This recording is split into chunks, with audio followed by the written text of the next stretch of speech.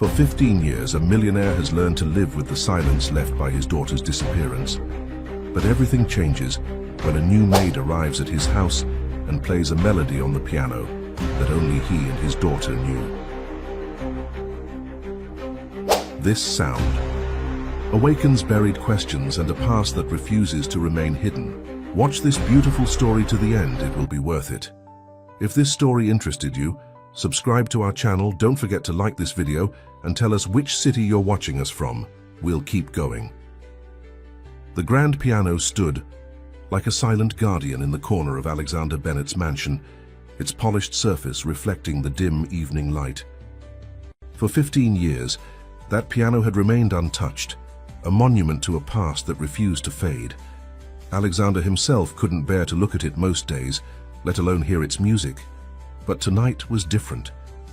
As he pushed open the heavy oak doors of his mansion, exhausted from another endless day of meetings and acquisitions, an impossible sound stopped him in his tracks. Piano notes, delicate and haunting, floated through the air. But it wasn't just any melody. It was their melody, the one he had composed with his daughter Emily during those precious moments when she would sit beside him on the piano bench, her small fingers trying to mimic his movements on the keys. The world seemed to tilt on its axis. Nobody knew that melody. It had never been written down, never shared with anyone outside of those intimate father-daughter moments. Yet here it was, drifting through his home like a ghost from the past. With trembling steps, Alexander moved toward the music room. His heart thundered in his chest, each beat synchronized with the familiar progression of notes. As he approached the doorway, he caught sight of the pianist, Sarah Miller, the new housekeeper Mrs. Thompson had hired just 2 weeks ago. She sat at the piano with an almost trance-like expression, her fingers dancing across the keys with the familiarity of someone who had played this piece 1,000 times before. Her long brown hair fell forward, partially obscuring her face, but there was something in her posture, in the way she swayed slightly with the music, that sent a jolt of recognition through Alexander's body. "Stop," he commanded, his voice barely above a whisper. Sarah's hands froze above the keys, and the final notes hung in the air between them like suspended crystals. Slowly, she turned to face him, and for a brief moment, Alexander saw something flicker in her eyes, fear, recognition, he couldn't be sure. "Mr. Bennett, I'm so sorry," she stammered, quickly rising from the bench. "I know I shouldn't be touching the piano. It won't happen again." "The melody," Alexander said, taking a step closer. "Where did you learn it?" Sarah's hands twisted together nervously. She was young, probably in her early 20s, with delicate features that seemed to hold shadows of someone he once knew. I've always known it," she replied softly. "For as long as I can remember." "That's impossible." Alexander's voice cracked. "I composed that piece myself. No one else knows it. No one except—" He couldn't finish the sentence, couldn't say her name. Sarah's face paled slightly. "I don't know how to explain it, sir. The melody just lives in my head. Sometimes I hear it in my dreams." She paused, seeming to struggle with something internal. "When I saw the piano here, I couldn't resist playing it. It felt like coming home." Alexander studied her face intently, noting details he'd somehow missed before. The slight tilt of her head when she spoke, the way her right hand unconsciously moved to touch her left wrist, exactly where Emily used to wear her favorite pink ribbon. "How long have you been playing piano?" he asked, fighting to keep his voice steady. "The woman who raised me had an old upright piano," Sarah explained. "She said I was drawn to it from the moment I arrived at her house. I must have been about 8 or 9 at the time." 8 or 9. The numbers hit Alexander like physical blows. Emily had been 8 when she disappeared. "And before that," he pressed, "what about your childhood before living with this woman?" Sarah's expression clouded over. I don't remember much from before. There was an accident, they told me. Head trauma, the memories never came back." Alexander gripped the doorframe for support, his world spinning. Could it be possible? After all these years of searching, of hoping against hope, could his daughter have somehow found her way back to him? The rational part of his mind the part that had built his business empire, warned him not to jump to conclusions. But as he watched Sarah gather her cleaning supplies, preparing to leave the room, he couldn't ignore the way she moved, the familiar grace that reminded him so much of his wife, Emily's mother. "Wait," he called out as she reached the door. Would you play it again?" Sarah hesitated, then nodded, setting down her cleaning supplies and returning to the piano. As the first notes filled the room, Alexander closed his eyes, letting the memories wash over him. He could almost see Emily sitting there, her small feet dangling from the bench, her laughter mixing with the music. When he opened his eyes again, he found Sarah watching him with an expression he couldn't quite read. In the fading light of the evening, with her hands poised over the keys, she looked so much like Catherine, Emily's mother, that it took his breath away. "That's enough for today," he said abruptly, turning away to hide the emotion on his face. "You can go home now, Sarah." As her footsteps faded down the hallway, Alexander remained in the music room, staring at the piano. After 15 years of silence, it had finally spoken again, and its message had shattered every certainty in his carefully ordered world. Alexander spent the entire night in his study, surrounded by old photographs and newspaper clippings. His fingers traced the edges of a particular photo. Emily on her 8th birthday, wearing her favorite pink ribbon, sitting at the very same piano where Sarah had played just hours before. The similarity in their postures was uncanny, almost as if the two images could be superimposed perfectly over one another. Morning found him still at his desk, his coffee long cold, when Mrs. Thompson knocked on the door. The elderly housekeeper had been with the family for over 30 years, one of the few constants in his life before and after Emily's disappearance. "You haven't slept," she observed, her tone carrying the familiar mix of concern and reproach. "Clara," he said, using her first name as he rarely did. "Tell me about Sarah, everything you know." Mrs. Thompson's expression shifted subtly. "There isn't much to tell, sir. She came highly recommended by the agency. All her references checked out. She's quiet, efficient, conscientious." "That's not what I mean," Alexander interrupted. "Tell me about her background, her family, where she came from." The housekeeper hesitated, smoothing her apron with practiced hands. "She was raised by an elderly woman in a small village called Millbrook, about 3 hours from here. The woman, Margaret Hayes, I believe, found her when she was very young. There was some sort of accident and the child had no memory of her life before that." Alexander's heart rate quickened. "An accident? When exactly?" "I'm not entirely sure of the exact date, but..." Mrs. Thompson's voice trailed off as she noticed the scattered photographs on his desk. Her eyes widened slightly. "Mr. Bennett, surely you don't think..." "She played the melody last night, Clara. Emily's melody." Twaida. Color drained from Mrs. Thompson's face. She knew the significance of that particular piece of music. She had been there during those precious moments when father and daughter created it together. "But that's impossible," she whispered. "No one else knows that melody. Unless..." She looked at the photo on his desk, then back at him. "Have you noticed how she sometimes tilts her head when she's thinking, just like Catherine used to do?" Alexander finished. "Yes, I noticed." Mrs. Thompson sank into one of the leather chairs facing his desk. "What are you going to do?" "I've already made some calls. I have people looking into Margaret Hayes and the village of Millbrook, and I've arranged for some DNA testing, discreet of course. We'll need something with her DNA on it." "Her coffee mug from breakfast," Mrs. Thompson suggested. "I haven't cleared it away yet." Alexander nodded, grateful for her quick understanding. "There's something else, Clara. I need you to watch her.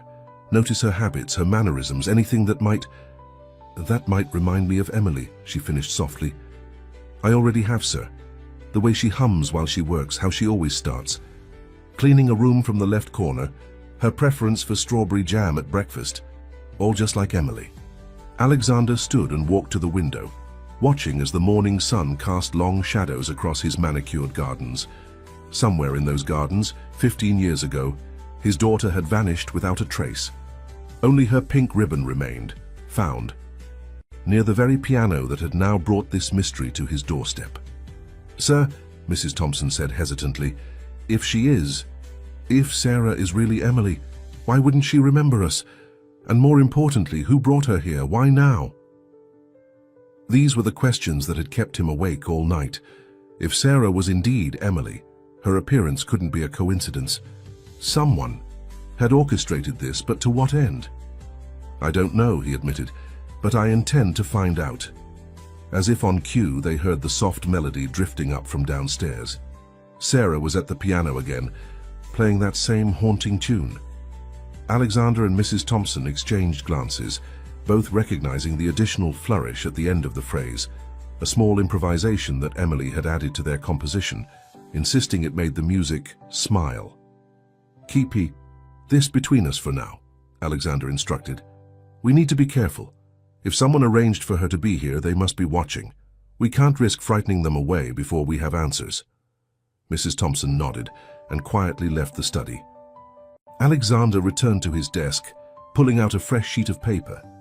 He began making a list of everyone who might have had a motive 15 years ago: business rivals, disgruntled employees, jealous competitors. At the top of the list, he wrote a name he hadn't allowed himself to think about in years: Victoria Blackwood, his former business partner. The melody from downstairs faded into silence, replaced by the soft sound of Sarah's footsteps moving through the house, unconsciously following the exact path that Emily used to take during her morning routine.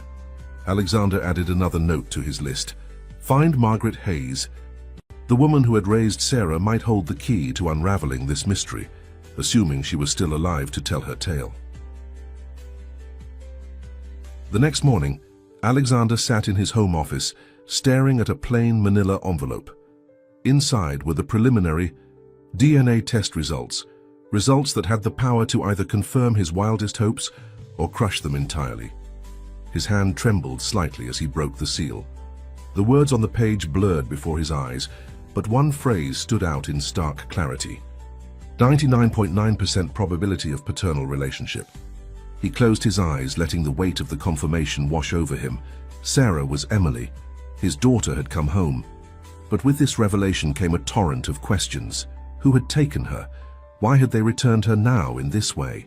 And most importantly, what should he do with this information? Lost in thought, he almost missed the soft knock at his door. It was Sarah, carrying a silver tray with his morning coffee.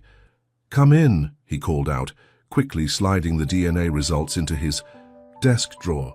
He watched as she moved around his office with practiced ease, setting down the tray exactly where he preferred it, arranging the cup and saucer with unconscious precision, just as Mrs. Thompson had always taught Emily to do. "Will there be anything else, Mr. Bennett?" she asked, and for the first time, he truly heard the familiar cadence in her voice, the slight lilt that had been Catherine's signature. "Actually, yes," he said, making a split-second decision. "Would you mind sitting for a moment? I'd like to ask you something." Sarah hesitated, then perched tentatively on the edge of one of the leather chairs. Alexander noticed how she automatically smoothed her skirt as she sat, another one of Catherine's gestures. "You mentioned yesterday that you were raised by a woman in Millbrook," he began carefully.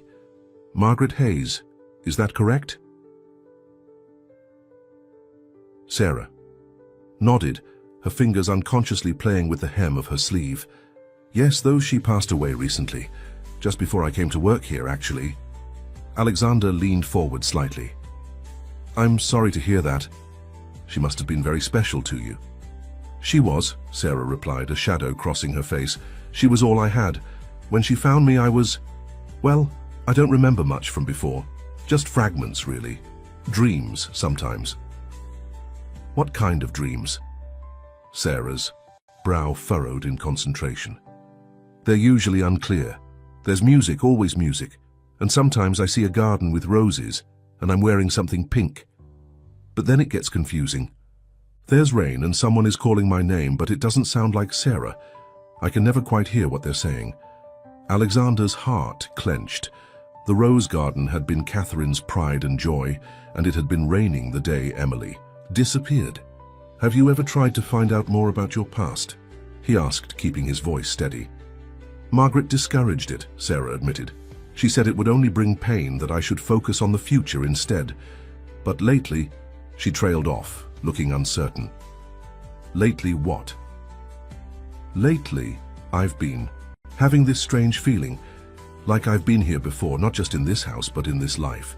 The piano, the gardens, even the way the light falls through these windows in the morning, it all feels so familiar." She shook her head. "I'm sorry, I'm not making any sense." "No, you're making perfect sense," Alexander assured her. He wanted nothing more than to tell her everything right then, to bridge the 15-year gap between them with 3 simple words. "You're my daughter." But he knew he couldn't. Not yet.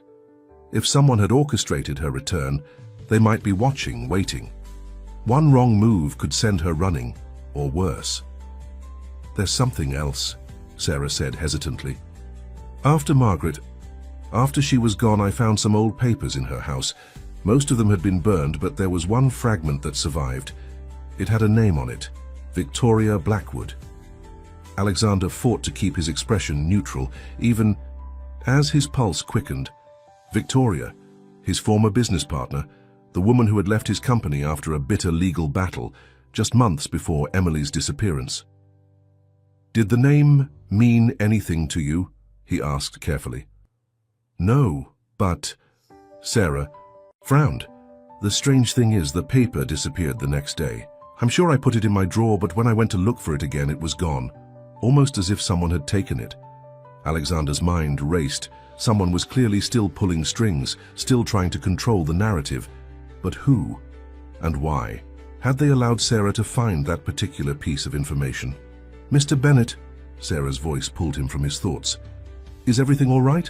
He managed to smile. "Yes, of course. Thank you for sharing this with me. And Sarah, if you ever want to talk more about your past or those dreams, my door is always open." After she left, Alexander pulled out his phone and dialed a number he hadn't used in years. When the other end picked up, he spoke without preamble. "James, I need everything you can find on Victoria Blackwood's whereabouts for the past 15 years, and I mean everything." As he hung up, his eyes fell on a small photograph partially hidden behind others on his desk. It showed Victoria at a company party 15 years ago, her arm linked with his. They were both smiling, but her eyes held something he hadn't noticed at the time, a cold calculation that now sent chills down his spine. Victoria Blackwood stood at her office window, 40 stories above Manhattan, watching the city lights flicker to life in the gathering dusk. Her phone buzzed with a message she'd been expecting. "He's looking into you." A smile played at the corners of her mouth as she typed back a single word. "Good." Everything was proceeding exactly as planned. Well, almost everything. Margaret Hayes wasn't supposed to leave those papers where Sarah could find them, but that small deviation could be turned to their advantage. Let Alexander chase his ghosts. The truth was far more complex than he could imagine. Meanwhile, back at the Bennett mansion, Sarah was in the garden, pruning roses in the fading light. Her hands moved with instinctive knowledge, knowing exactly how to cut each stem, which branches needed to be trimmed back. She hadn't been trained for this task. She just knew, as if the knowledge was encoded in her DNA. Mrs. Thompson watched from an upstairs window, her heart aching at the familiar sight. It was exactly how Catherine used to spend her evenings, with Emily always by her side, learning the art of tending roses. The girl had inherited her mother's gift for gardening, just as she'd inherited her musical talent. The housekeeper's reverie was interrupted by the sound of approaching footsteps. Alexander appeared beside her, following her gaze to the garden below. "She's a natural with the roses," Mrs. Thompson observed softly. Just like both of them," Alexander finished. "I've heard from my investigators about Margaret Hayes." Mrs. Thompson turned to face him. "And?" "She didn't die naturally." His voice was tight with controlled anger. "Someone made it look like a heart attack, but there were irregularities. Too many irregularities to be coincidence." "Dear God," Mrs. Thompson whispered. "Do you think she..." Was silenced? Yes. The question is, why now? Why not years ago? Alexander ran a hand through his graying hair. She must have known something important enough to keep hidden all these years. But what changed? Below in the garden, Sarah had finished with the roses and was now sitting on the old stone bench near the fountain. She'd pulled out a small notebook and was writing something, her face bearing the same look of concentration that Catherine used to have when composing music. There's more, Alexander continued. Victoria Blackwood has been busy these past 15 years. She's built her own empire, mostly in Europe and Asia. But here's the interesting part. She's been making regular trips to Millbrook, at least twice a year every year since Emily disappeared, to check on Sarah. That's my guess, but why? What's her endgame? He pulled out his phone and showed Mrs. Thompson a series of photographs. They showed Victoria at various locations in Millbrook over the years, always from a distance, always trying to be discreet. In every one of these photos, Alexander pointed out, she's with this man. He zoomed in on a figure in the background, tall, distinguished-looking with silver hair. Do you recognize him? Mrs. Thompson squinted at the image, then gasped. That's Dr. Richards, but he moved. Fell away right after Emily disappeared, Alexander finished grimly. He was our family doctor. He knew everything about us, including Emily's unique blood type and her medical history. A soft melody drifted up from the garden, interrupting their conversation. Sarah had moved to the small garden pavilion where a baby grand piano stood, protected from the elements. It was Catherine's favorite spot to compose, surrounded by her beloved roses. Listen, Mrs. Thompson said suddenly, that's not the same melody as before. Alexander closed his eyes, letting the notes wash over him. No, it's not. This is something Catherine wrote, something she never finished. She was working on it the week before He couldn't finish the sentence. Catherine's passing had come so suddenly, just 3 years before Emily's disappearance. A car accident, they'd said. A tragic accident on a rainy night. But now, watching Sarah play his late wife's unfinished composition, a piece that had never been written down, that existed only in Catherine's memory, Alexander felt the foundations of everything he'd believed begin to crumble. Clara, he said slowly, I need you to pull out all of Catherine's old medical records, and I want to know everything about that accident. Everything. Mrs. Thompson nodded, understanding dawning in her eyes. You think they're connected? Catherine's accident and Emily's disappearance? I think, Alexander said, watching as Sarah continued to play the haunting, unfinished melody, that we've only scratched the surface of what really happened 15 years ago. In the garden below, Sarah suddenly stopped playing, her hands frozen above the keys. She turned and looked up at the window where they stood, as if sensing their presence. For a moment in the gathering darkness, her silhouette against the piano was exactly like Catherine's had been on that last evening, before the rain began to fall. The following morning, Alexander found himself in Dr. Richards' old medical office, now occupied by another physician. The current owner had been surprisingly cooperative when Alexander explained his interest in the old records, especially after seeing the number of zeros on the check he'd written. Everything from before 2010 is in these boxes, the office manager explained, gesturing to a stack of dusty storage containers. Dr. Richards left them when he sold the practice, said they were too old to be relevant. But Alexander knew better. Relevance wasn't measured in years, it was measured in secrets. He sifted through the files. A pattern began to emerge. Catherine's medical records showed regular visits in the months leading up to her accident, all documented in Dr. Richards's precise handwriting. But the nature of these visits was oddly vague. Routine checkup, follow-up consultation, general wellness visit. Then he found it, a single sheet of paper partially obscured between two larger files. It was a laboratory report, dated just 2 weeks before Catherine's accident. The medical terminology was complex, but one phrase stood out: genetic marker anomaly consistent with previous findings. Alexander's phone buzzed, interrupting his thoughts. It was a text from Mrs. Thompson. Sarah found something in the attic. Come home immediately. When he arrived at the mansion 20 minutes later, he found Mrs. Thompson and Sarah in the vast attic space, surrounded by old boxes and sheet-covered furniture.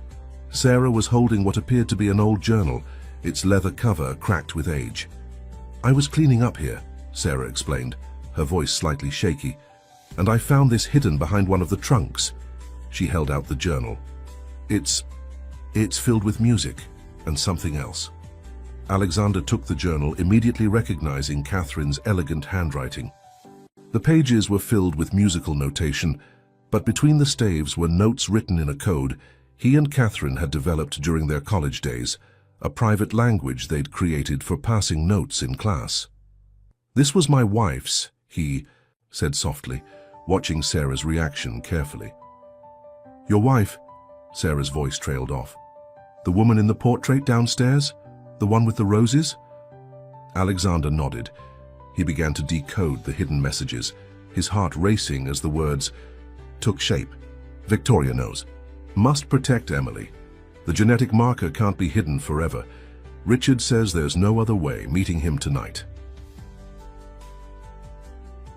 The entry was dated the day of Catherine's accident. "There's something else," Mrs. Thompson interjected, holding out a small envelope that had fallen from between the journal's pages. Inside was a key and a torn piece of paper with an address in Millbrook, Margaret Hayes's address.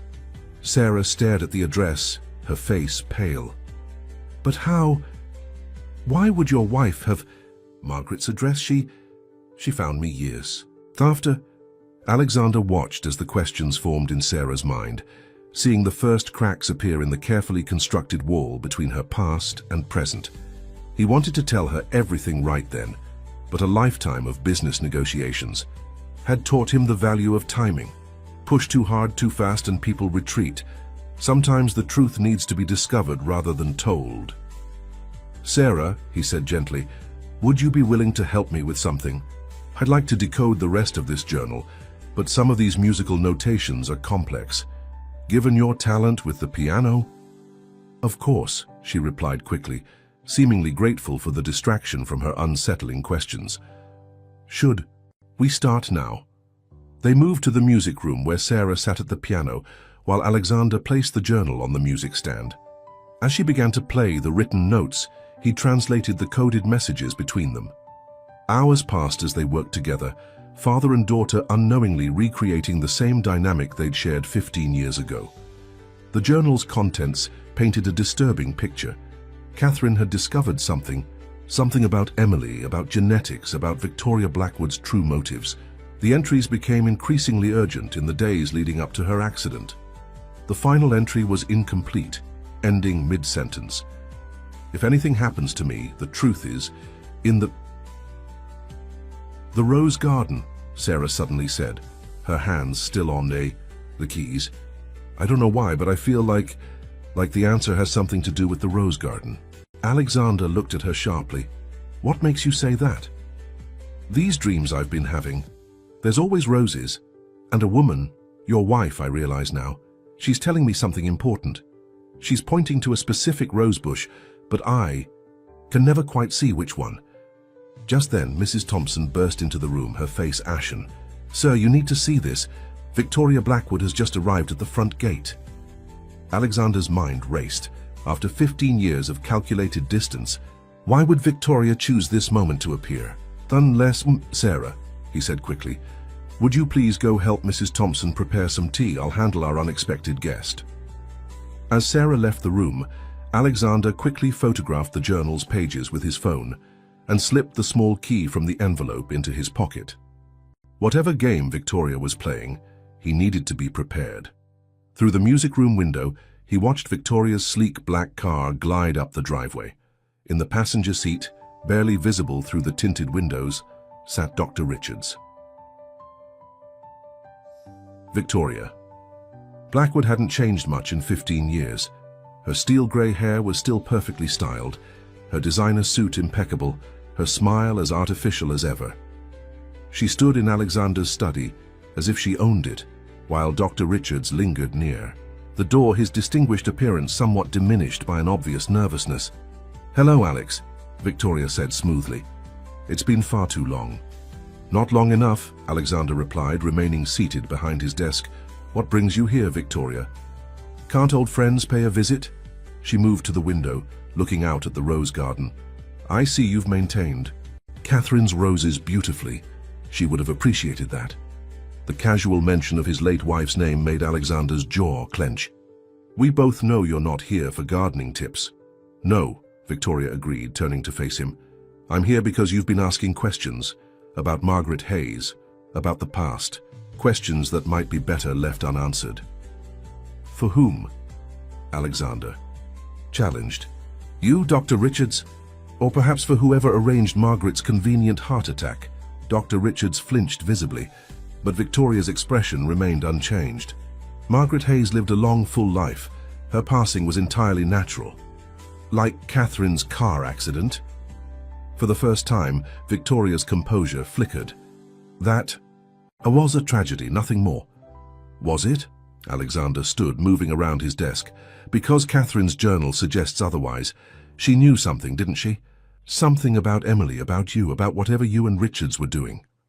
Journal? Now it was Victoria's turn to look unsettled. What journal? Before Alexander could respond, they heard the sound of piano music drifting up from downstairs. Sarah was playing again, Catherine's unfinished composition. Victoria went very still. So it's true, she's returned. Did you think I wouldn't figure it out? Alexander demanded. The DNA test confirmed it. Sarah is Emily. DNA, Victoria scoffed. Such a simple way of looking at things. Did you never wonder why Catherine spent so much time with Dr. Richards in those final months? Why she was so desperate to protect Emily? From what? Not from what, Alex. From whom? Victoria's smile turned cold. Emily was special. Catherine knew it. She had the same genetic marker, a very rare, very valuable anomaly, one that certain organizations would pay a fortune to study. What are you talking about? Dr. Richards finally spoke up, his voice trembling slightly. The marker affects memory formation and cognitive processing. It creates extraordinary abilities, perfect recall, enhanced learning capabilities, natural affinity for complex patterns like music and mathematics. Catherine had it. Emily inherited it. And you wanted to what? Study her? Experiment on her? Alexander felt sick. We wanted to protect her, Victoria insisted.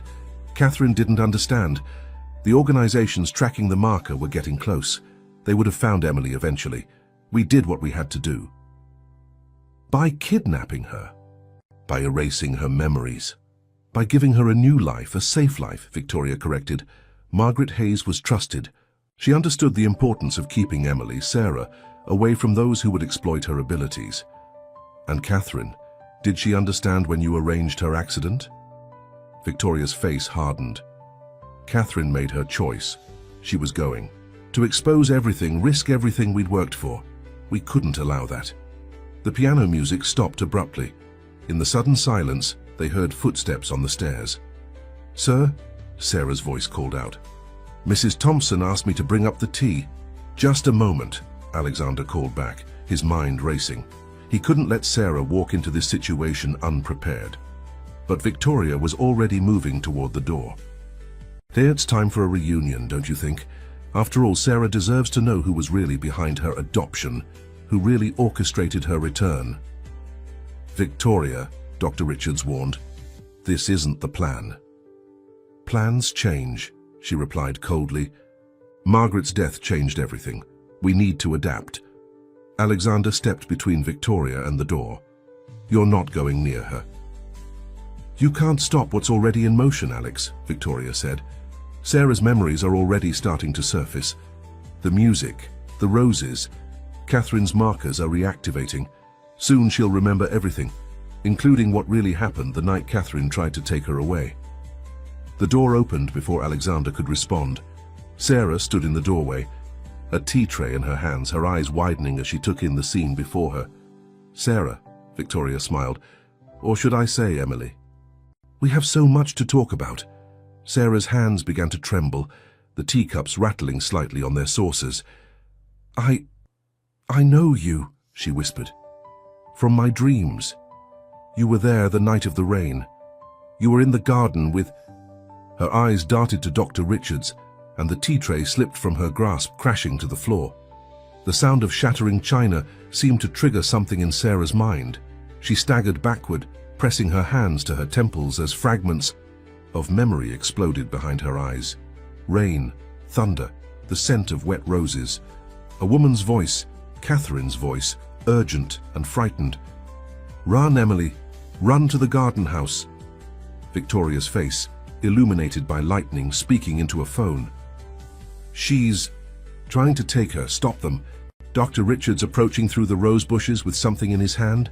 A syringe. "No," Sarah gasped, stumbling further back into the hallway. "No, no, no." Alexander moved to steady her, but Victoria was faster. "Let the memories come, Emily. It's time you remembered everything." "Stop calling me that," Sarah's voice was desperate. I'm Sarah Hayes. Margaret raised me. She found me." "Margaret protected you," Victoria corrected. "Just as we planned. Just as your mother should have allowed us to do." "My mother?" Sarah's eyes found the portrait of Catherine on the wall, and another memory surfaced. Sitting at the piano together, Catherine teaching her the special melody, whispering, "This is our secret song, Emily. If we ever get separated, this will help us find each other again." Alexander watched helplessly as his daughter's world unraveled. He wanted to shield her from these brutal revelations, but he knew that would only serve Victoria's purposes. The truth, however painful, was their only weapon now. "Sarah," he said gently, "whatever they tell you, remember, you found your way back here. You played that melody. You knew the roses. Your mother's unfinished song. It lives in your memory. Those aren't implanted memories or coincidences. They're who you are." Dr. Richards stepped forward, his professional demeanor asserting itself. "The genetic marker makes her memories uniquely resilient. We couldn't erase them completely, only suppress them. But now they're resurfacing faster than anticipated. She needs to be stabilized." "Stabilized?" Alexander's voice was dangerous. "You mean drugged, hidden away again?" "Protected," Victoria insisted. "The organizations tracking the marker are still out there. They've already made one attempt. Why do you think Margaret really died? They found her. They would have found Emily next if we hadn't intervened." Sarah's eyes snapped up. "What do you mean, intervened?" "We arranged your employment here," Victoria admitted. "It was the safest place for you. Hidden in plain sight, protected by Alexander's security, close to people who could watch over you. Margaret understood. It was part of our contingency plan." "Margaret knew," Sarah's voice broke. "She knew who?" "I was all along. She knew you needed protection," Dr. Richards said softly. "She loved you like a daughter, Emily. That part was real." "Stop calling me Emily!" Sarah screamed, and suddenly the room seemed to spin. More memories were breaking through. Margaret teaching her to bake cookies, just like Catherine used to do. Margaret watching her play piano, tears in her eyes. Whispering to someone on the phone, "She's playing Catherine's songs again. What should I do?" Alexander saw his daughter swaying and moved to support her, but she held up a hand to stop him. Don't touch me. I need to think." She turned and ran down the hallway, her footsteps echoing through the mansion. They all knew where she was heading, to the garden, to the roses, to the place where everything had changed 15 years ago. "Let her go," Victoria said as Alexander moved to follow. "The memories are flooding back now. Nothing can stop them." "Like nothing could stop you from arranging Catherine's accident." Alexander's voice was ice. "Did Margaret discover that truth too? Is that why she really died?" Victoria's face remained impassive, but Dr. Richards flinched again. "Catherine's death was unfortunate," Victoria said carefully, "but necessary. She was going to expose everything, the marker, the research, the organizations hunting for it. She would have destroyed decades of work, put Emily at even greater risk." "You didn't care about protecting Emily," Alexander snarled. "You wanted to study her, experiment on her, control her abilities. That's what Catherine discovered, isn't it? That's what was in her journal." Speaking of the journal, Victoria's eyes narrowed. "Where is it?" Before Alexander could respond, Mrs. Thompson's voice rang out from the doorway. "Sir, come quickly. Sarah's found something in the rose garden. Through the study window, they could see Sarah kneeling beside Catherine's favorite rosebush, her hands digging frantically in the soil. Even from this distance, they could see that she'd uncovered something, a small metal box buried years ago among the roses. Victoria's composed mask finally cracked. "No," she whispered. "That's impossible. We searched those gardens for months. There was nothing there." "Nothing you could find," Alexander said, sudden understanding dawning. But Sarah remembered, just like she remembered the melody, just like she remembered the roses. Catherine left her clues that only her daughter could follow. He turned and ran for the garden, knowing that whatever was in that box could change everything. Behind him, he heard Victoria's sharp command to Dr. Richards, "Stop them. Use whatever means necessary." But Alexander knew they were already too late. The truth, buried for 15 years among Catherine's roses, was finally coming to light. The metal box was small, no larger than a hardcover book, but its weight spoke of secrets too heavy to measure. Sarah's hands trembled as she lifted it from its earthen vault, soil falling away to reveal an intricate rose pattern etched into the lid. Alexander reached the garden just as she was examining the lock.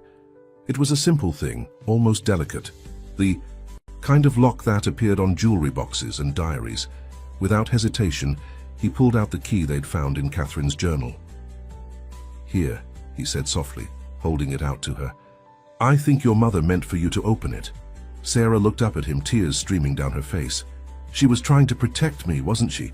Not them, not Victoria." "Yes." Alexander knelt beside her in the dirt, not caring about his expensive suit. "Catherine would have done anything to keep you safe. She tried to warn us, tried to leave us the truth, but they stopped her," Sarah finished, taking the key with shaking fingers. "I remember now. That night in the rain. She was trying to get me away from them. She said they weren't what they seemed, that the protection they offered was really a prison."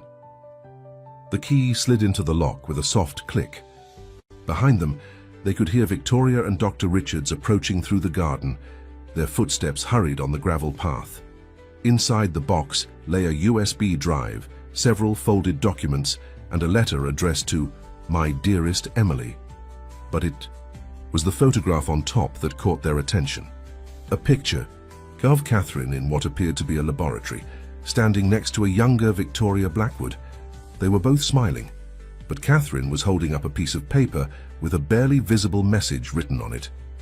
"Help. Don't open those documents," Victoria called out, her voice sharp with authority. "Emily, you don't understand what's at stake here." "I understand that you killed my mother," Sarah replied, her voice stronger now. "I remember her trying to call for help that night. I remember Dr. Richards with the syringe. I remember you giving the orders." "We did what was necessary," Victoria insisted, reaching them. "Catherine was brilliant, but she was naive. She didn't understand the forces we were protecting you from. Forces like these." Alexander had been quickly scanning the documents from the box. Research proposals, experiment protocols, funding agreements with private military contractors. You weren't protecting Emily from anyone. You were grooming her for your own experiments. Dr. Richards stepped forward, his face pale. "It wasn't like that. The marker. It could have changed everything. Enhanced human cognition, perfect memory, accelerated learning. Think of the possibilities." "I am thinking of them." Sarah stood, clutching the box to her chest. "I'm thinking of how you and Victoria spent years experimenting on children with the marker. That's what Mother discovered, isn't it? That's what these documents prove." Victoria's composed facade finally shattered. "We were trying to help them to develop their abilities to turn them into weapons," Alexander cut in, holding up one of the contracts. "That's what these military agreements are about. You wanted to create some kind of enhanced human intelligence program. Catherine found out, and you couldn't let her expose you. Margaret knew too, didn't she?" Sarah's voice was quiet but firm. "That's why she died. She was going to tell me the truth." "Margaret was weak," Victoria spat. "She let her emotions cloud her judgment, just like Catherine did, just like you're doing now." Sarah took a step backward, closer to the rose bushes. "No, I'm seeing clearly for the first time in 15 years. Every time I played the piano, every time I worked in this garden, I wasn't just remembering. I was finding my way back to the truth. The marker, Dr. Richards said eagerly, unable to help himself. The way it processes memory and pattern, recognition, it's extraordinary. Even with the suppression treatments, your mind found ways to remember who I am, Sarah finished. To remember what you did to my mother. To remember everything. Victoria moved suddenly, reaching for the box, but Alexander was faster. He stepped between them, his voice cold with fury. It's over, Victoria. These documents, Catherine's journal, Sarah's testimony, it's all going to come out now. You can't prove anything, Victoria snarled. It's been 15 years, evidence disappears, memories fade. Who would believe? She stopped as police sirens became audible in the distance, growing louder by the second. I would, came Mrs. Thompson's voice from the garden path. She held up her phone. I called them the moment I saw what was in that box. I've spent 15 years watching over this garden, watching over Emily's memory. Catherine made me promise that if the truth ever came to light, I would make sure justice was served.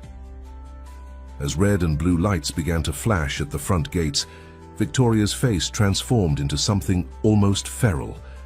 She looked at Sarah, last time her voice barely a whisper. You have no idea what you're giving up. The potential of that marker, what you could have become. I know exactly who I am, Sarah replied, moving to stand beside Alexander. I'm Emily Bennett, Catherine Bennett's daughter, and I'm finally home. The sound of police cars pulling up to the mansion echoed through the garden. Dr. Richards slumped in defeat, but Victoria remained straight-backed, defiant to the end.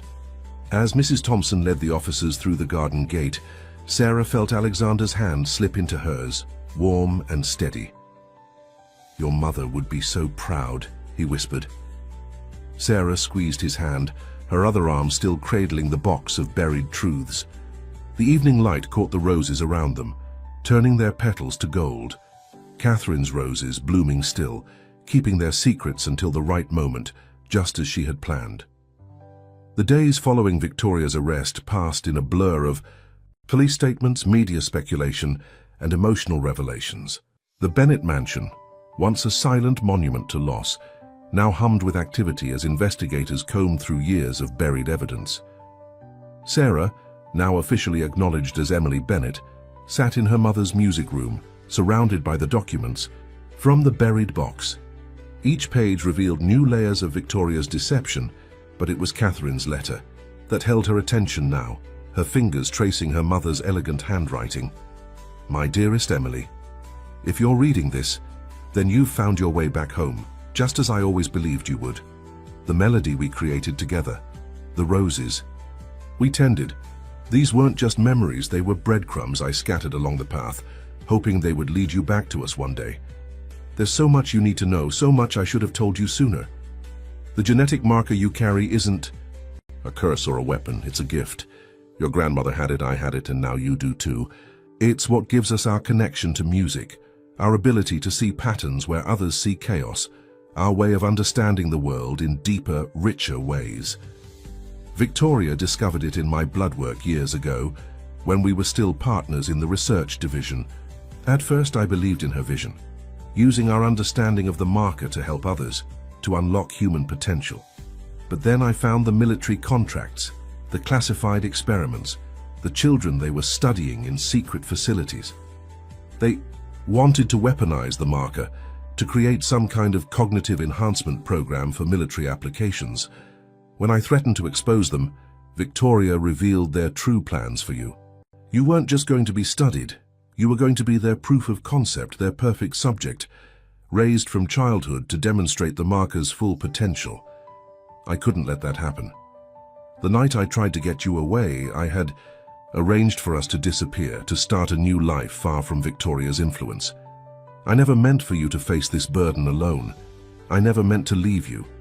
But know this, my darling girl. Every piece of music I wrote, every rose I planted, every pattern I created in this garden, they were all for you. Messages encoded in a language only we could understand, preserved in the perfect memory that we share. Trust in that memory now. Trust in your father. He never stopped searching for you, never stopped believing, and trust in yourself. The marker doesn't define you. It's simply part of who you are, like your smile, your laugh, your heart.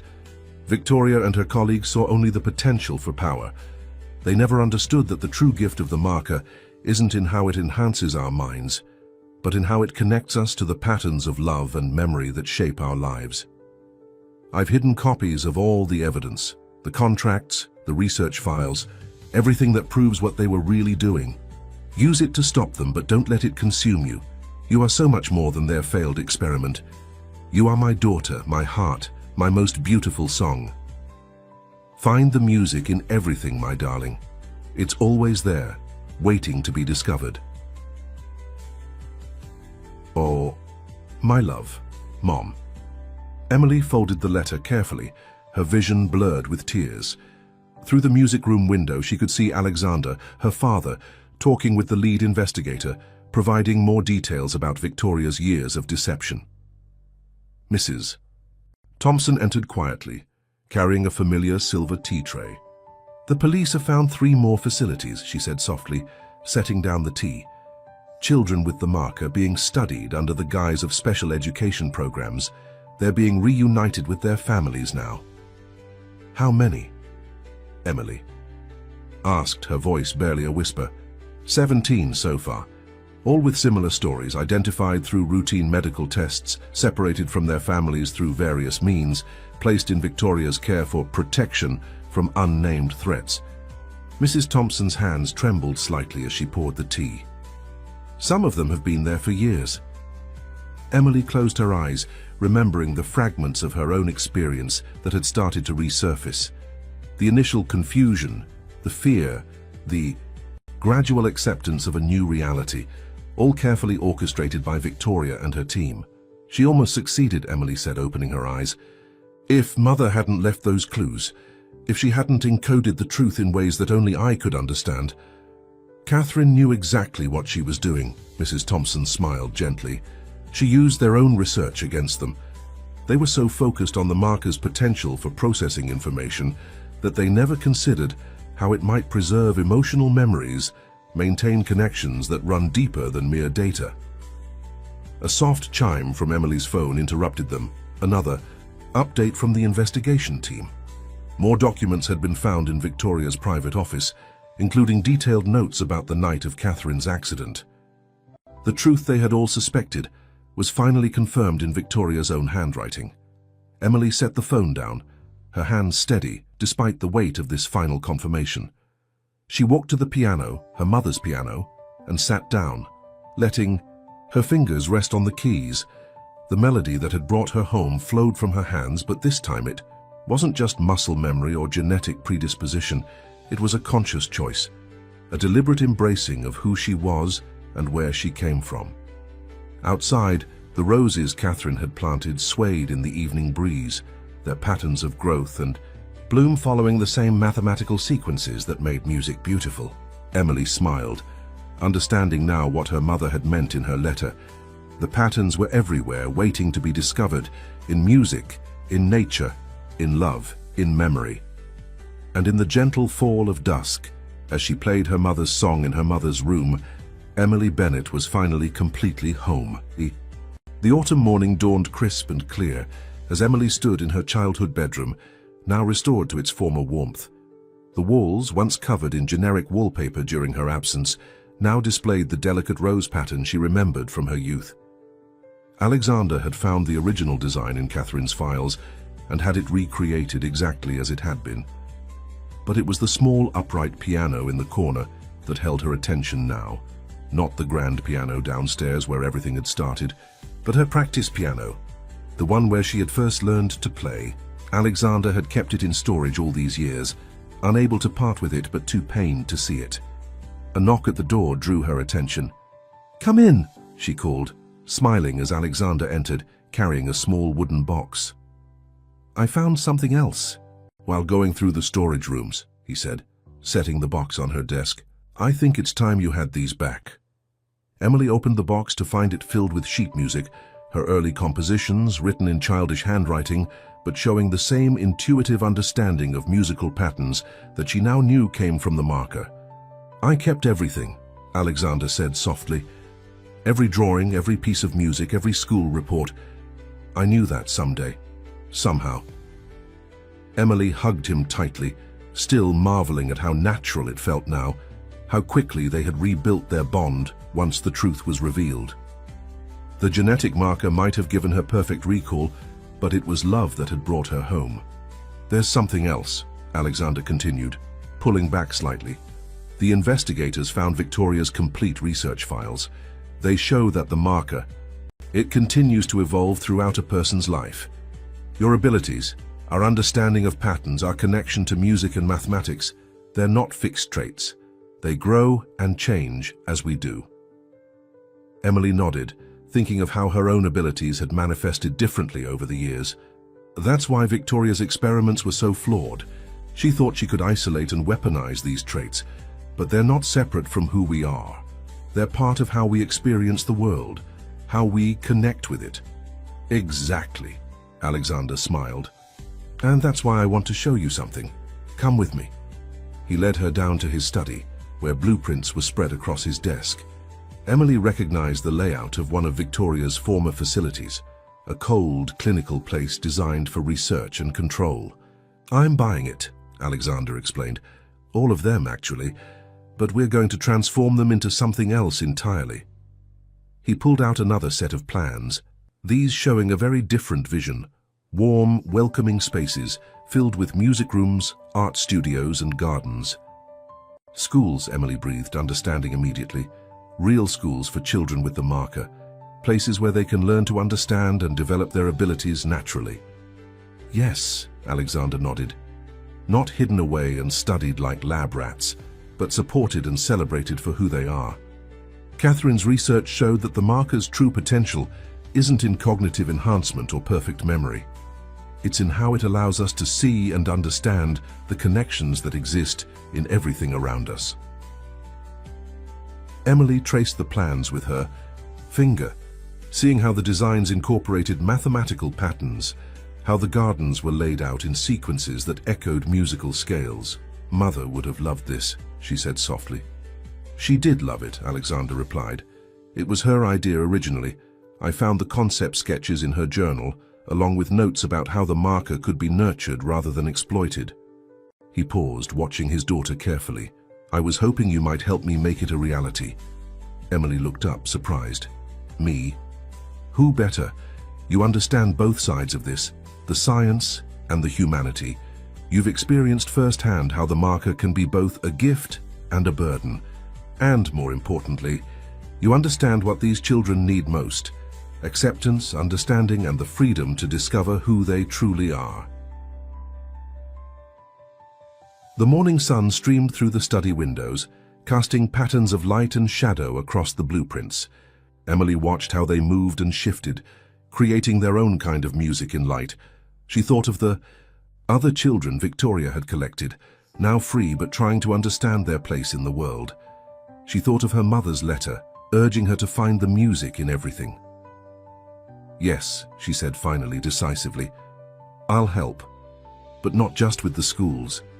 She pulled out Catherine's research notes, which she'd been studying extensively since their discovery. Mother's work wasn't finished.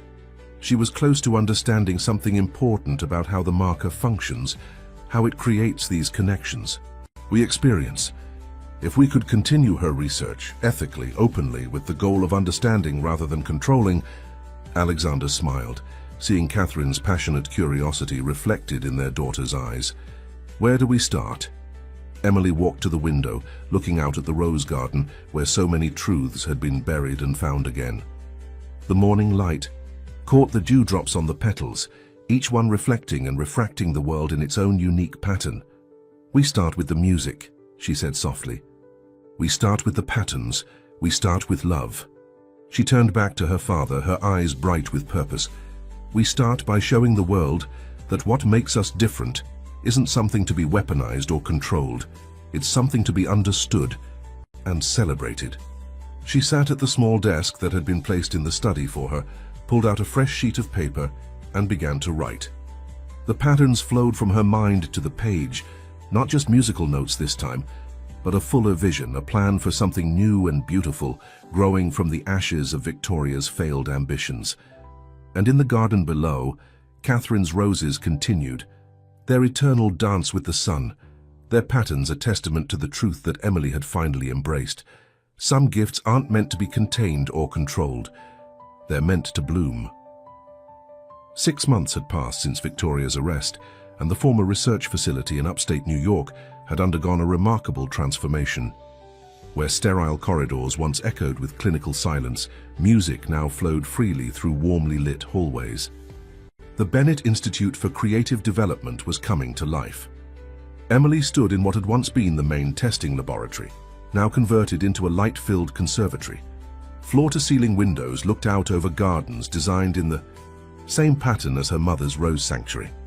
Inside, 12 pianos were arranged in a spiral pattern that would have seemed random to most observers, but Emily knew better. The arrangement followed the same mathematical sequence found in the growth patterns of Catherine's roses. "Miss Bennett," a small voice called from the doorway. 10-year-old Lily Chen, one of the first students enrolled in the Institute's pilot program, stood there clutching sheet music to her chest.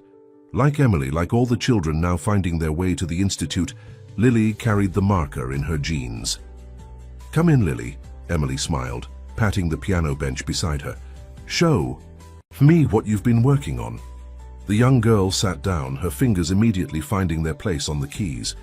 The melody that flowed from her hands was complex, intricate, far beyond what most would expect from a child her age. But Emily understood. The marker didn't just enhance memory or cognitive processing, it created a unique way of understanding and interpreting patterns, whether in music, mathematics, or nature itself. "It's beautiful," Emily said when Lily finished playing. "Did you compose this yourself?" Lily nodded shyly. "It's how I see the garden, each flower, each leaf, they make their own kind of music. I just write down what I hear." Emily felt tears prick at her eyes, remembering how she used to tell her mother the same thing. Catherine had understood, had nurtured that ability to see music in everything. Now Emily was doing the same for a new generation. "Would you like to learn something special?" Emily asked, reaching into her folder. "Something my mother wrote." Lily's eyes widened as Emily placed Catherine's unfinished composition on the music stand. "But isn't this the one you've been trying to complete?" "It is," Emily nodded. "And I think I finally understand why she left it unfinished. She was leaving space for something or someone else to complete the pattern." As they began to play together, Emily felt the familiar warmth of the marker's gift flowing through her consciousness.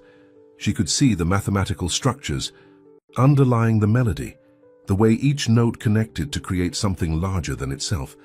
But now she also saw something new, how Lily's interpretation added fresh dimensions to the pattern, how their different perspectives combined to create something neither could have achieved alone. A knock at the door interrupted their session. Alexander stood there, his face alight with excitement. "Emily, they're here, the first group from Victoria's other facilities." Emily squeezed Lily's shoulder gently. "Keep practicing. We'll work more on this tomorrow." Following her father through the Institute's winding corridors, Emily's mind raced with possibilities.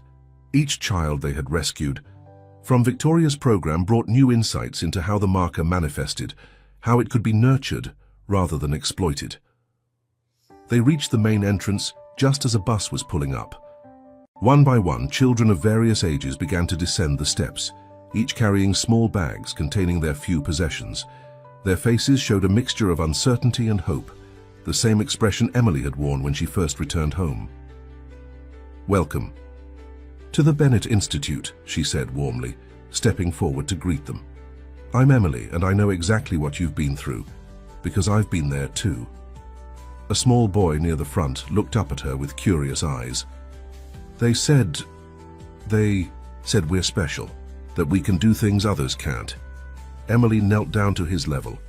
"We are special," she agreed, "but not in the way they told you. Our gift isn't about being better or stronger or smarter. It's about seeing the world differently, understanding connections that others might miss."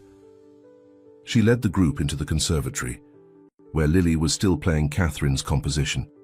The new arrivals instinctively moved closer to the music, their faces showing the same recognition Emily had felt when she first heard the melody again, after 15 years. "Each of you has your own music inside you," she continued. "Your own way of seeing patterns and making connections. Here we won't try to control those gifts or use them for someone else's purpose. Instead, we'll help you understand them, develop them, and use them in whatever way feels right to you." Alexander watched from the doorway, his heart full as he observed his daughter with the children. She had inherited more than just Catherine's marker. She had inherited her compassion, her understanding of how to nurture rather than exploit these special gifts. Later that evening, as twilight painted the sky in shades of purple and gold, Emily sat at her mother's piano in the mansion. The day's events had left her emotionally drained, but deeply fulfilled. As her fingers found their place on the keys, she began to play, not Catherine's unfinished composition this time, but something new, something that incorporated elements of her mother's style while adding her own voice, her own understanding of the patterns that connected everything. Through the window, she could see the roses swaying gently in the evening breeze, their movements synchronized with her music in ways that only she and others like her could fully appreciate. The marker wasn't a weapon or a tool for advancement as Victoria had believed. It was a gift of perception, a different way of experiencing and connecting with the world's inherent beauty. And as the last notes of her new composition faded into the gathering darkness, Emily smiled, knowing that somewhere Catherine was smiling too. The autumn wind rustled through the courtroom as Victoria Blackwood stood to hear her sentence. The trial had lasted 3 weeks, bringing to light decades of manipulation, exploitation, and carefully orchestrated deception. Emily sat in the gallery between Alexander and Mrs. Thompson, her face composed, but her hands tightly clasped in her lap. "The defendant will rise," the judge intoned, her voice carrying authority through the hushed chamber. Victoria rose, her steel-gray hair now showing streaks of white, her designer suit replaced by something more subdued. But her eyes still held that same calculating look, even now, even here. The judge's words were clear and unequivocal. 25 years for conspiracy, kidnapping, and the orchestrated accident that had taken Catherine's life. Additional charges were pending as more evidence emerged from the other facilities. As the guards led Victoria away, she turned slightly, her eyes meeting Emily's for a brief moment. There was something there, not quite regret, but perhaps a glimmer of understanding. She had spent years studying the marker, trying to quantify and control it, never realizing that its true power lay in something she couldn't measure or manipulate, the connections it created between hearts and minds. Outside the courthouse, reporters clustered with their microphones and cameras, eager for statements. Alexander moved to shield Emily from their questions, but she touched his arm gently. "It's all right," she said. "They need to hear this, all of it." Stepping forward, Emily faced the cameras with quiet confidence. "Today isn't about punishment or revenge," she began. "It's about recognition. Recognition that every human being, whether they carry the marker or not, has the right to develop their gifts in their own way, free from exploitation or control." She spoke about the Bennett Institute, about how they were transforming Victoria's former facilities into places of learning and growth. She described their research into the marker, conducted openly and ethically, with the goal of understanding rather than weaponizing its potential. "We're not hiding anymore," she concluded. "We're not running or pretending to be something we're not.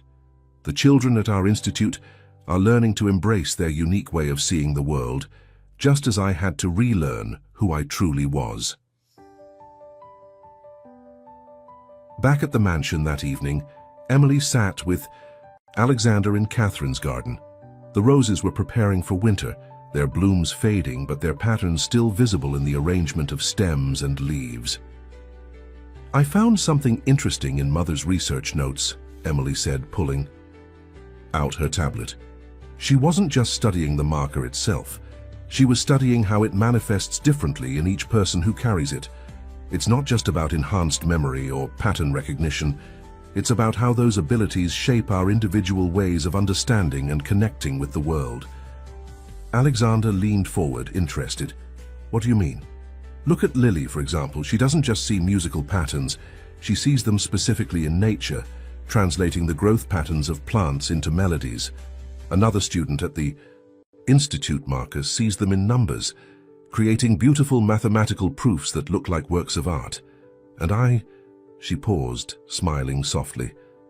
I see them everywhere, but especially in the connections between people. Like mother, like daughter, Alexander murmured. Emily nodded. That's why Victoria's approach was fundamentally flawed.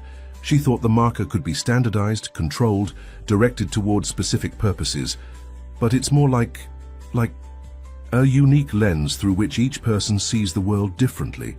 She pulled up Catherine's final research notes on her tablet. Mother was working on a theory that the marker doesn't enhance cognitive function in a linear way.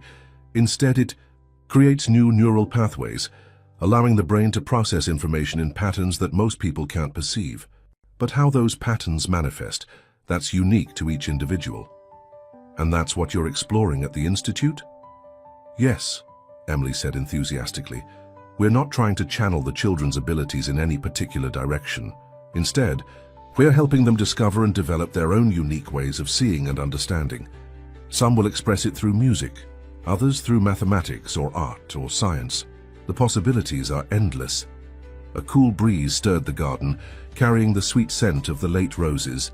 Emily closed her eyes, feeling the patterns in the air currents, in the gentle swaying of the branches, in the steady beating of her own heart. When she opened them again, she found Alexander watching her with a mixture of pride and wonder. Your mother would be so proud, he said softly, not just of what you're doing with the Institute, but of who you've become. Emily reached for his hand, feeling the patterns of connection that bound them together, father and daughter, past and present, loss and recovery. We're creating something beautiful from all of this, she said, something that honors her memory while looking toward the future. As the sun set behind the mansion, casting long shadows across the garden, Emily thought about all the children at the Institute, each discovering their own unique way of seeing and understanding the world. Victoria had sought to control and direct the marker's power, never understanding that its true strength lay in its diversity, in the infinite variations of perception and connection it created. The evening air filled with the sound of piano, music drifting from the Institute's conservatory. Lily practicing Catherine's composition, adding her own interpretations to the unfinished melody. Emily smiled, hearing how the young girl's understanding of natural patterns influenced her playing, creating something both familiar and entirely new.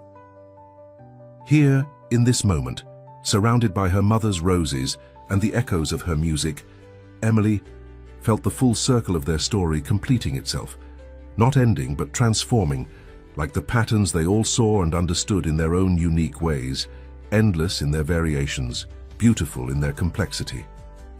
Winter had settled over the Bennett Institute, transforming the gardens into a crystalline wonderland.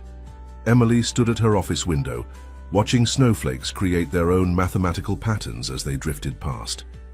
The Institute had been open for 8 months now, and each day brought new discoveries about the marker and its manifestations. Knock at her door interrupted her contemplation. Dr. Sarah Chen, Lily's mother, and the Institute's newly appointed research director, entered with a stack of papers. Emily, you need to see this, she said, spreading the documents across the desk. We've been analyzing the genetic sequencing data from all our students, comparing it with your mother's original research, and we found something extraordinary. Emily leaned forward, studying the complex charts and diagrams.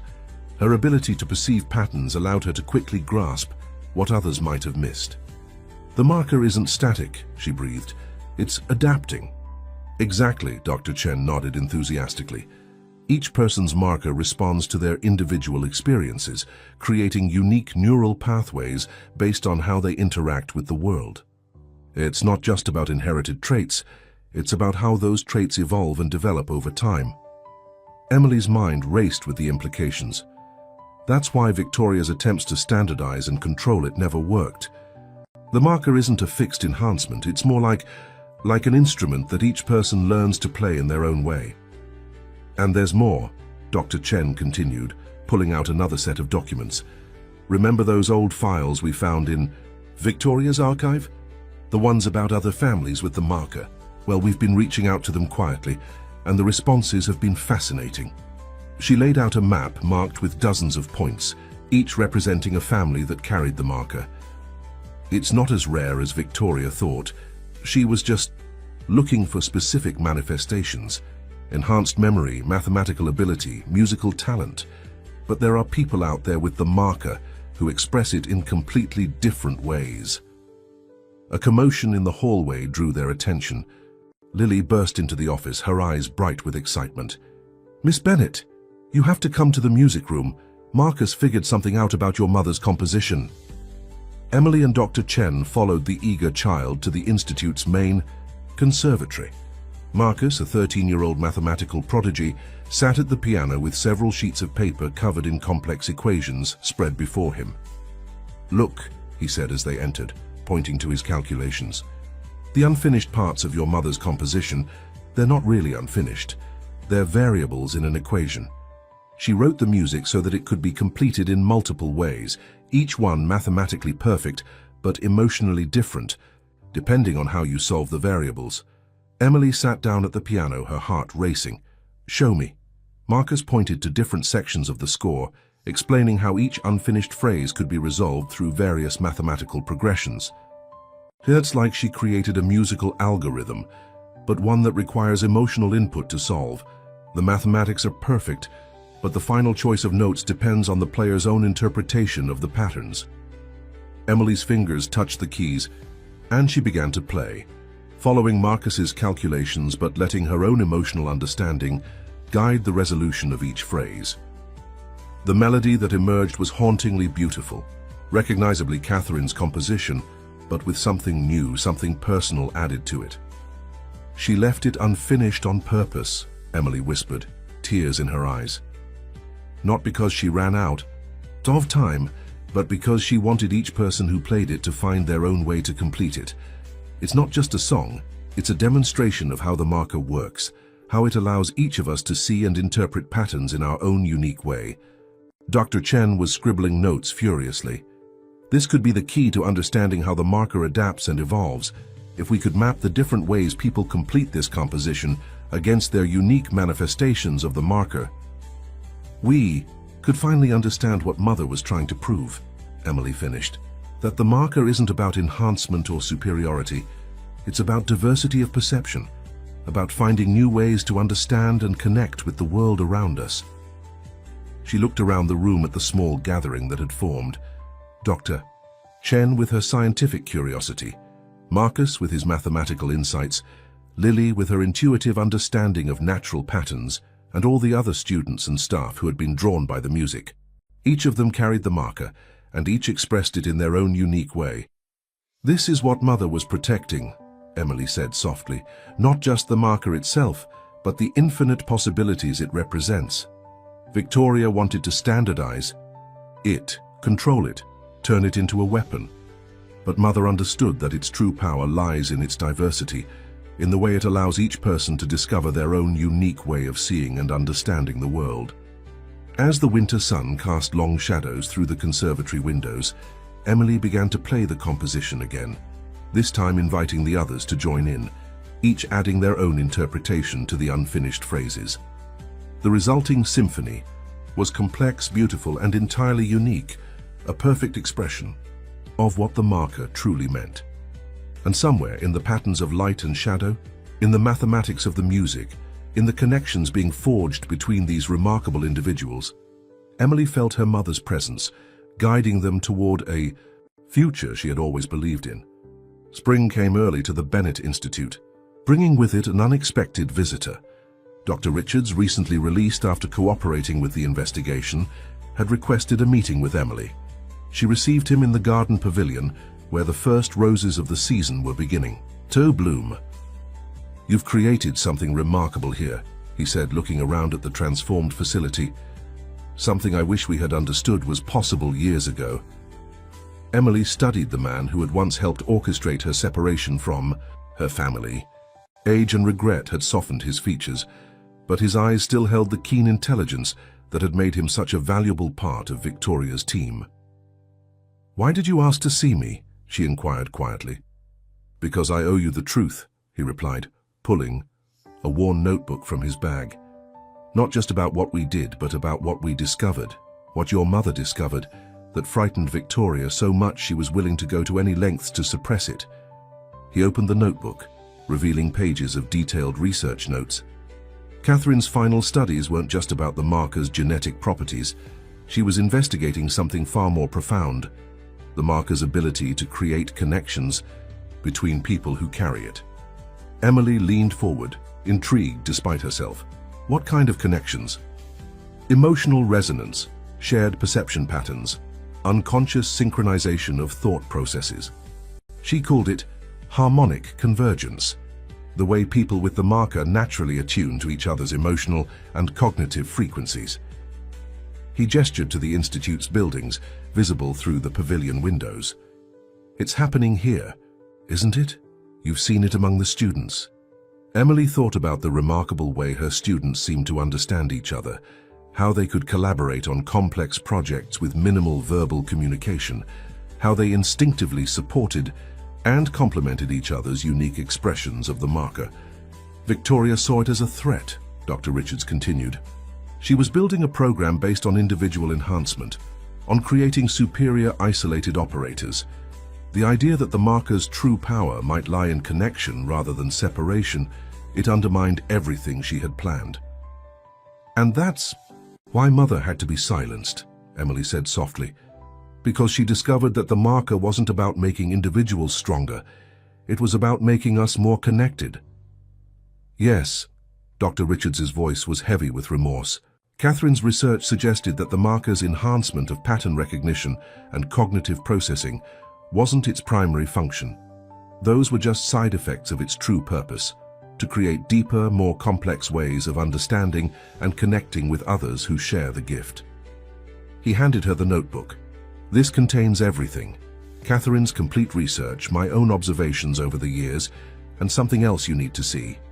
He turned to the final pages, revealing a series of musical notations. These were, in Catherine's personal effects, but Victoria kept them hidden.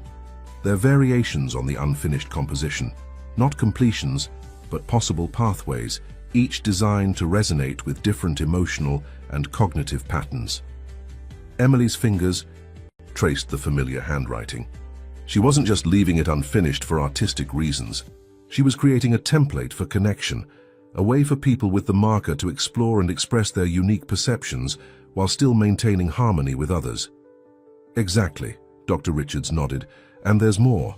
Catherine believed that the marker's ability to create these connections wasn't limited to direct interaction.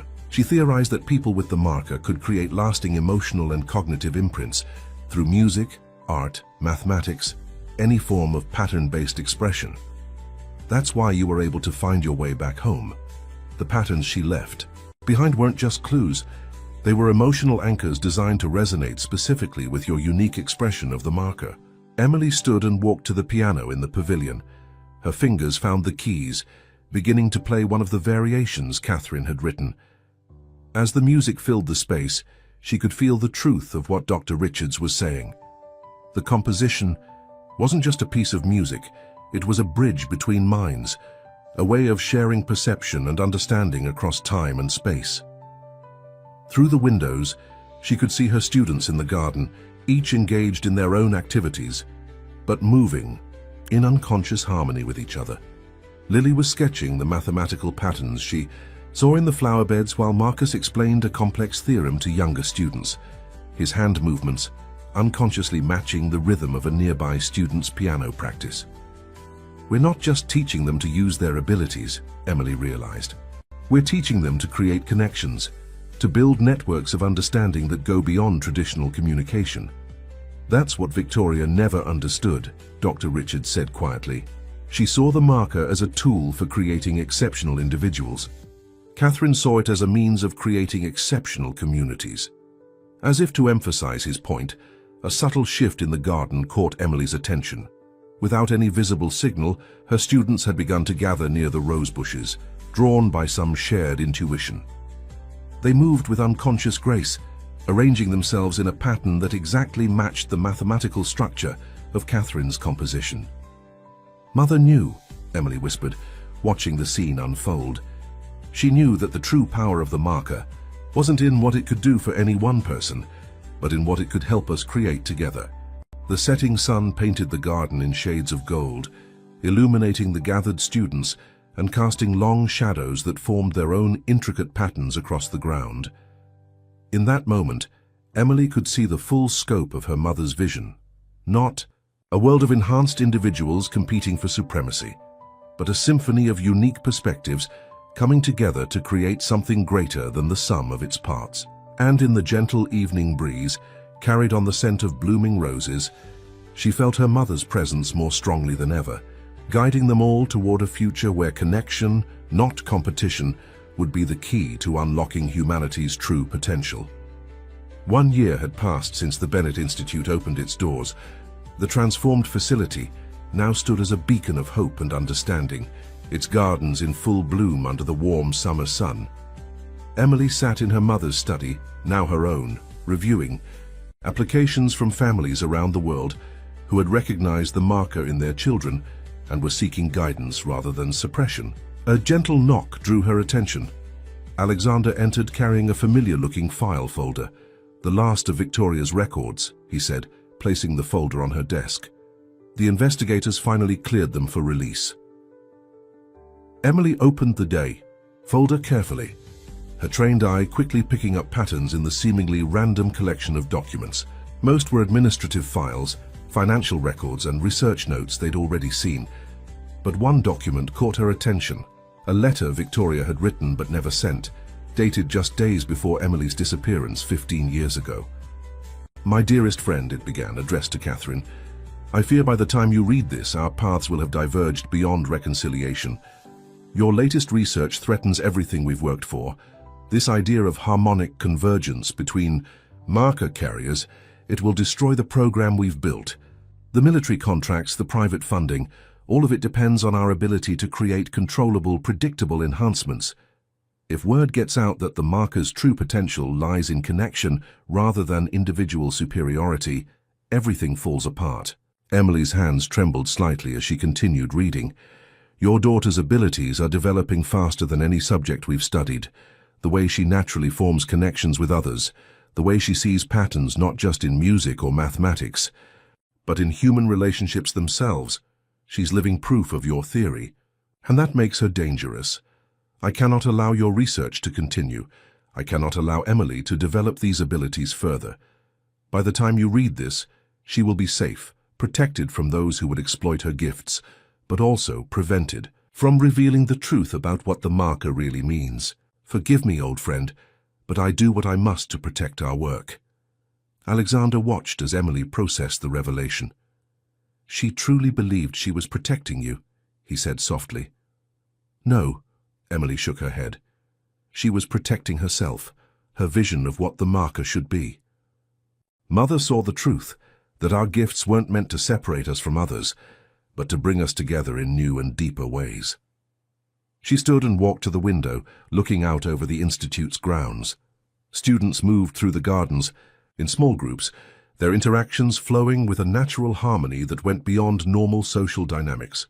It was exactly what Catherine had described in her research, the marker's ability to create deeper, more intuitive connections between people. "Dr. Chen's latest research confirms everything Mother theorized," Emily said. "The marker doesn't just enhance individual abilities. It creates networks of understanding between people who carry it. Each person's unique way of seeing patterns complements and enhances the others. It's like a symphony where each instrument plays its own melody, but together they create something far more beautiful than any could achieve alone."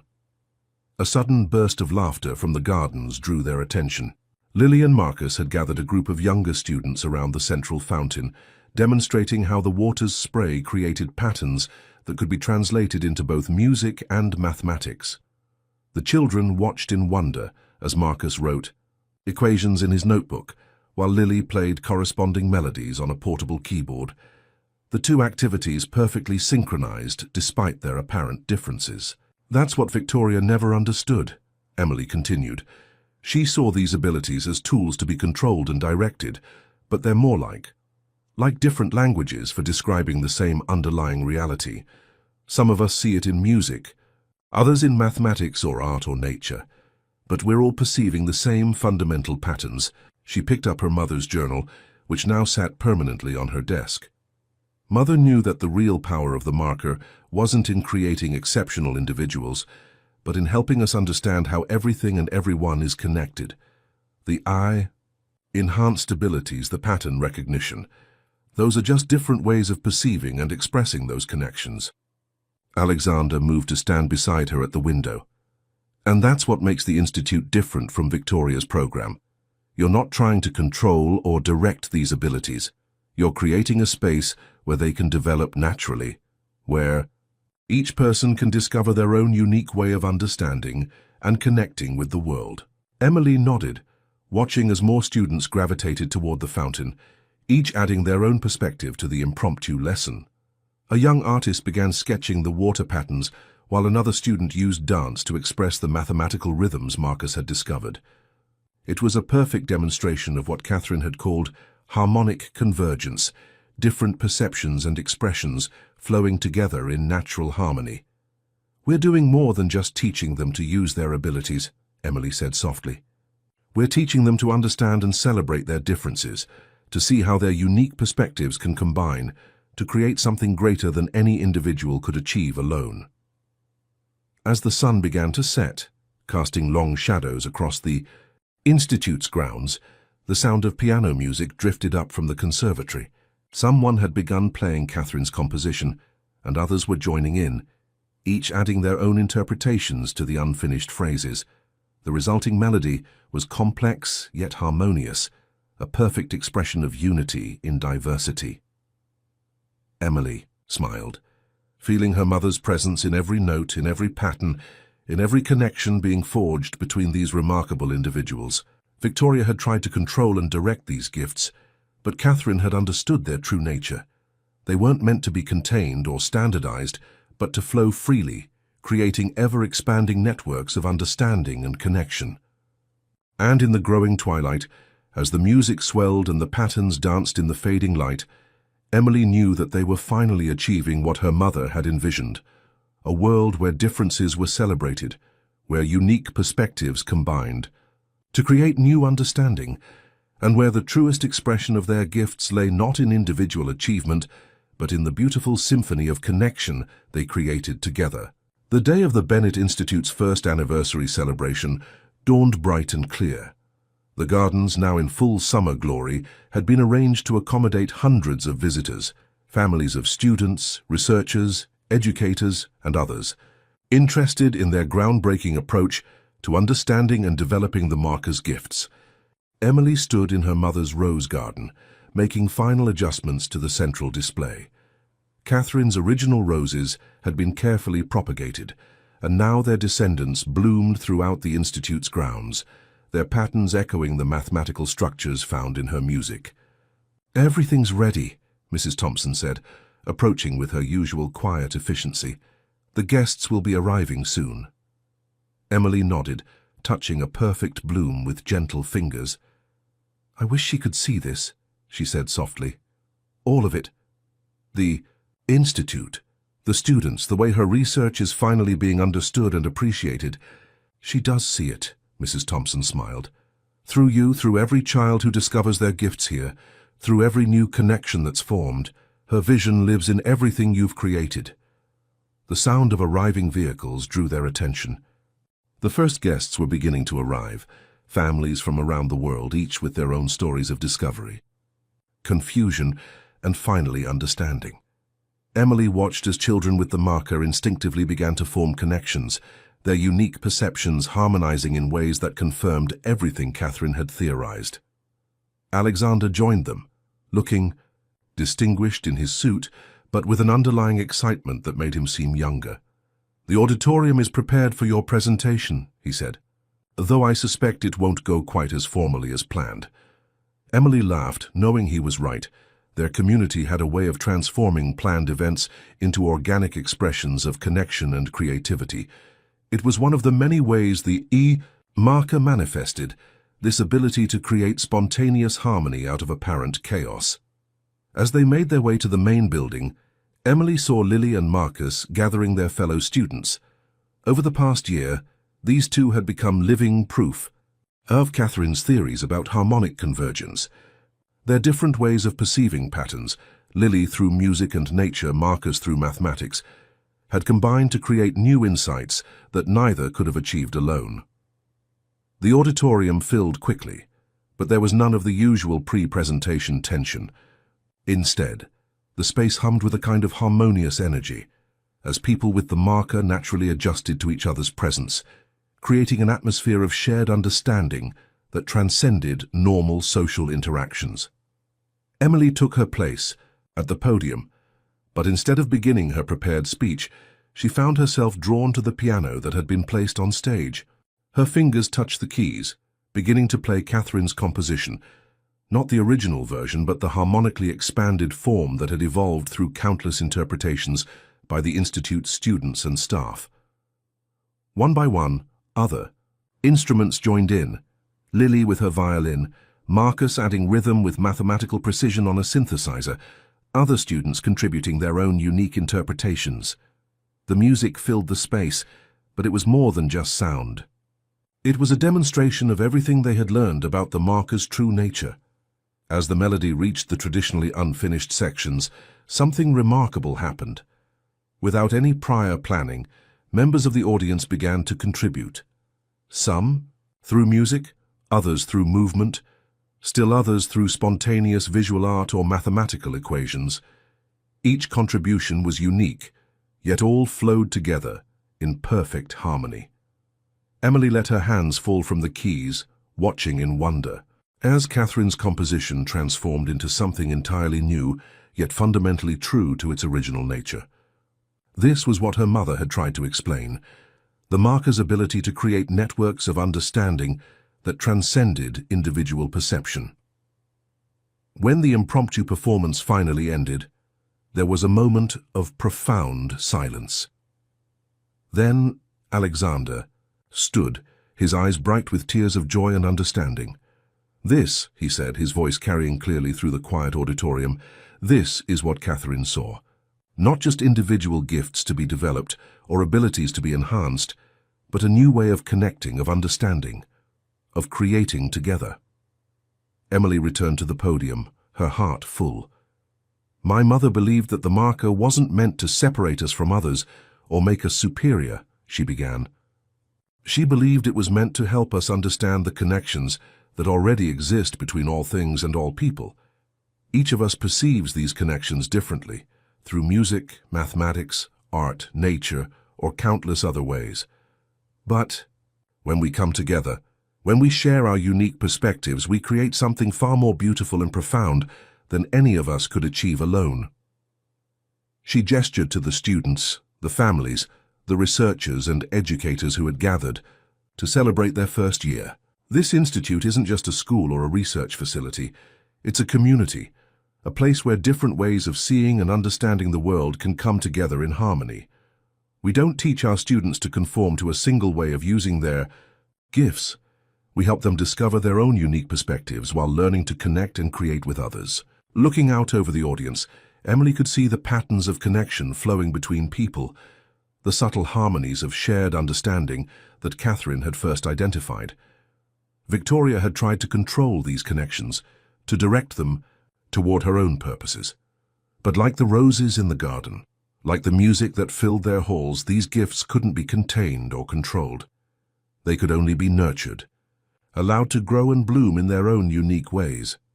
"This is just the beginning," she concluded, feeling the truth of her words resonate through the connected consciousness of the gathering.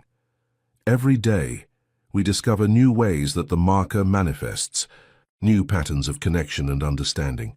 But the most important thing we've learned is this: our greatest strength lies not in our individual abilities, but in the symphony we create together." As she spoke these final words, the music began again, spontaneously, beautifully, a harmony of different perspectives and perceptions flowing together in perfect balance. And in that moment, Emily felt her mother's presence